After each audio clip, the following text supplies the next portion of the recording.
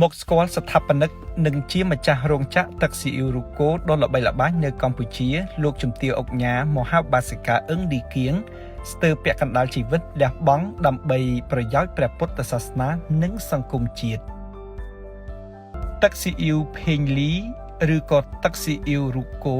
ដែលមានកេរ្តិ៍ឈ្មោះល្បីល្បាញជាយូរឆ្នាំមកហើយបានដំណើរការនៅលើទីផ្សារប្រទេសកម្ពុជាប្រជាជនកម្ពុជាក្មេងចាស់ប្រុសស្រីសុទ្ធតែបានស្គាល់នៅទឹកស៊ីអ៊ីវរូកូដ៏មានឱជារសឈ្ងុយឆ្ងាញ់ក៏ប៉ុន្តែមហាជនទាំងអស់មិនបានដឹងថា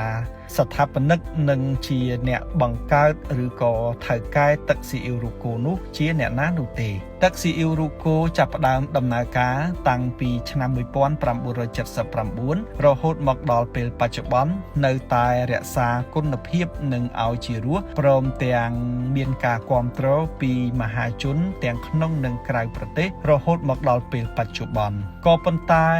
ស្ថាបនិកនិងជាម្ចាស់នៃទឹកស៊ីអ៊ីវ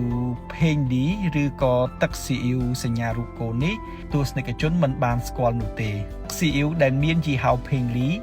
ដែលមហាជនទូទៅបានស្គាល់គ្រប់គ្នាថាជាទឹកស៊ីអ៊ីវរូកូនោះត្រូវបានបង្កើតឡើងជាលក្ខណៈគ្រួសារតូចតាចប៉ុណ្ណោះនៅក្នុងឆ្នាំ1979ក្រោយថ្ងៃរំដោះ7មករាដោយលោកជំទាវអុកញ៉ាមហាឧបាសិកាអឹងលីគៀងនិងស្វាមីឈ្មោះថាភេងលីអាជីវកម្មលក្ខណៈគ្រួសារដែលបានបង្កើតនៅទឹកស៊ីអ៊ីវនេះគឺជារូបមន្តតតាំងពីដូនតារបស់លោកភេងលីនិងអ្នកស្រីអឹងលីគៀងត្រូវបានផលិតជាលក្ខណៈគ្រួសារនិងចែកចាយនៅក្នុងរាជធានីភ្នំពេញសន្ទុះនៃការគាំទ្រទឹកស៊ីអ៊ីវភេងលីឬក៏ទឹកស៊ីអ៊ីវសញ្ញារូកូនេះកាន់តែមានការគាំទ្រពីមួយថ្ងៃទៅមួយថ្ងៃធ្វើឲ្យអាជីវកម្មរបស់លោកភេងលីនិងអ្នកស្រីអឹងលីគៀងកាន់តែមានកេរ្តិ៍ឈ្មោះល្បីល្បាញរហូតបង្កើតជាសហគ្រាសនិងបង្កើតជារោងចក្រព្រមទាំងបានបញ្ជូននៅកូនប្រុសស្រីទៅសិក្សាជំនាញនៅក្រៅប្រទេសមកអភិវឌ្ឍនៅទឹកស៊ីអ៊ីវសញ្ញារូកូនេះកាន់តែមានកេរ្តិ៍ឈ្មោះល្បីល្បាញរហូតមកដល់ពេលបច្ចុប្បន្នបើតាមលោកជំទាវអុកញ៉ាមហាឧបាសិកាអឹងលីគៀងបានឲ្យដឹងថាវាគឺជាការខិតខំប្រឹងប្រែងរវាងលោកជំទាវអុកញ៉ានិងស្វាមីគួរឲ្យសោកស្ដាយស្វាមីរបស់លោកជំទាវបានទទួលមរណភាពដោយសារជំងឺកាលពីកំឡុងឆ្នាំ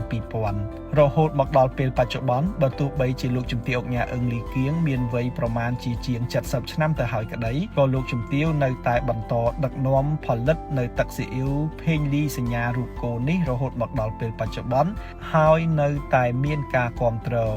លោកជំទាវអុកញ៉ា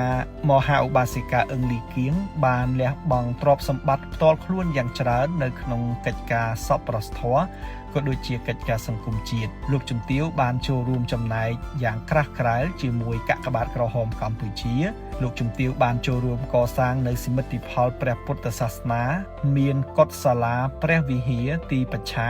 និងពុទ្ធិកអប់រំរបងសួនច្បារជាច្រើនកន្លែងលោកជំទាវក៏បានចូលរួមចំណែកកសាងនៅសួនច្បារសាលារៀនមន្ទីរពេទ្យព្រមទាំងហេដ្ឋារចនាសម្ព័ន្ធនានានៅក្នុងទីរួមខេត្តកំពង់ឆ្នាំងក៏ដូចជាខេត្តត្បូងឃ្មុំដែលជាស្រុកកំណើតរបស់លោកជំទាវលោកជំទាវក៏ជាពុទ្ធសាសនិកជនមួយរូបដ៏ឆ្នើមបានឧបត្ថម្ភគាំទ្រដល់ព្រះសង្ឃជាច្រើនអង្គនិងបានផ្ដល់នៅថវិកាចង្ហាន់អង្គរតីវត្ថុព្រមទាំងចតុបច្ច័យទំនុកបម្រុងព្រះសង្ឃជាច្រើននៅក្នុងខេត្តសៀមរាបខេត្តស្វាយរៀងខេត្តព្រៃវែងខេត្តកំពង់ឆ្នាំងខេត្តកំពង់ចាមនិងខេត្តត្បូងឃ្មុំលោកជំទាវអុកញ៉ាអឹងលីគៀងគឺជាបុគ្គលមួយរូបដែលសង្គមទទួលស្គាល់ហើយលោកជំទាវមានប្រវត្តិកើតនៅក្នុងត្រកូលគ្រួសារខ្មែរកាត់ចិននៅភូមិសួងឃុំសួងក្រុងសួងខេត្តត្បូងឃ្មុំលោកជំទាវបានរៀបការជាមួយលោកភេងលីដែលមានស្រុកកំណើតនៅឃុំអូលេងស្រុកស្រីសន្ធរខេត្តកំពង់ចាម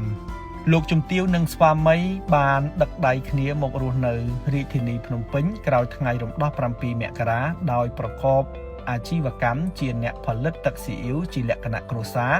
និងប្រកបរបរលក់គុយទាវនៅផ្សារកណ្ដាលអាជីវកម្មរបស់លោកជំទាវកាន់តែរីកធំធាត់ពីមួយថ្ងៃទៅមួយថ្ងៃ រហូតលោកជំទាវមានទ្រព្យសម្បត្តិជាច្រើនហើយបានចូលរួមចំណែកនៅក្នុងកិច្ចការព្រះពុទ្ធសាសនានិងសង្គមជាតិធ្វើឲ្យសង្គមទទួលស្គាល់ព្រមទាំងផ្ដល់នៅគោរមងារជាឧកញ៉ាជូនលោកជំទាវព្រមទាំងគ្រឿងឥស្សរិយយសថ្នាក់ខ្ពស់បំផុតគឺជាតិទុបការជូនដល់លោកជំទាវ